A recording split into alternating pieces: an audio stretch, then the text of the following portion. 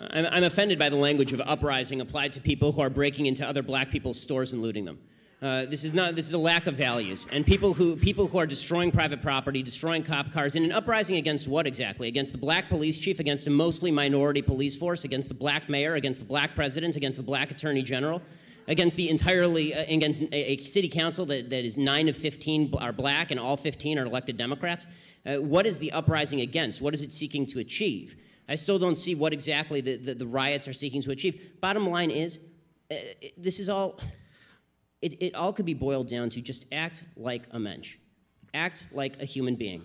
Honestly, it's not useful to riot, it's not useful to break things, it's not useful to throw rocks at people. And the idea that we're supposed to sort of correlate your level of outrage. I'm going to stick to the 30 seconds on this. Yeah, the last sentence. The last sentence. Yeah. The idea that we're supposed to correlate your level of outrage with a certain level of justification. In other words, the more outraged you are and the more angry you are, the more justified you must be, is absolute nonsense. How can you argue that racism is not a driving factor in income inequality? Because it has nothing to do with race and everything to do with culture. And when you have a culture that doesn't, you know what? Explain to me. You explain to me why black kids aren't graduating high school. Explain that one to me.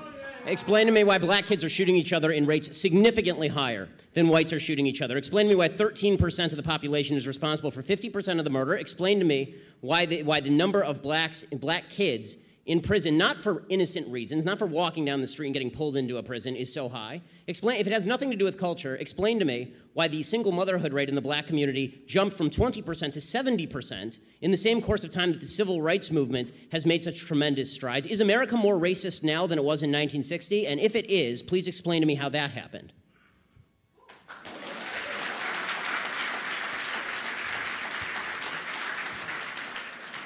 Anybody can jump in. It's an open mic there.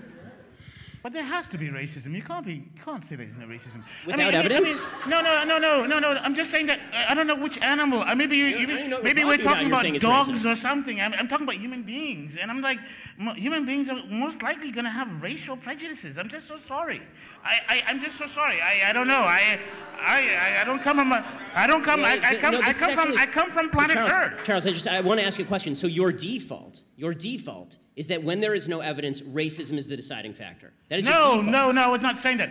I'm just saying that, that you're going to have sexists, you're going to have racists, you're going to have all this stuff. I mean, I'm just saying that. I agree it exists, but the problem that I'm seeing, and this is the problem with the general conversation, is that there's no solution in simply saying there's racism out there.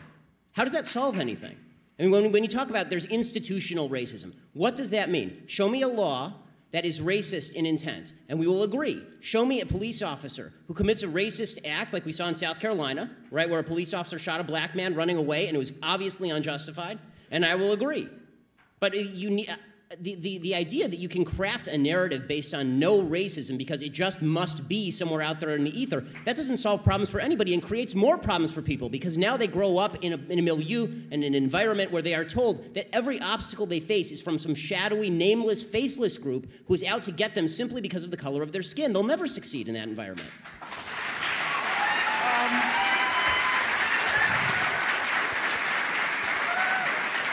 On the Black Lives Matter idea, I want to find the people.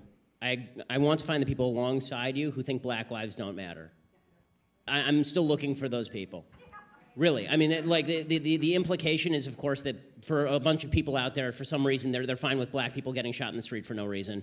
Hands up, don't shoot was based on a lie. That's problematic. The idea that there is a huge number of black young men who are being shot for no reason by police officers is not statistically true.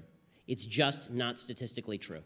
The fact is that according to statistical studies at John Jay College, if you're a white man in a similar confrontation with police, you have a better chance of being shot by police than if you are a young black man.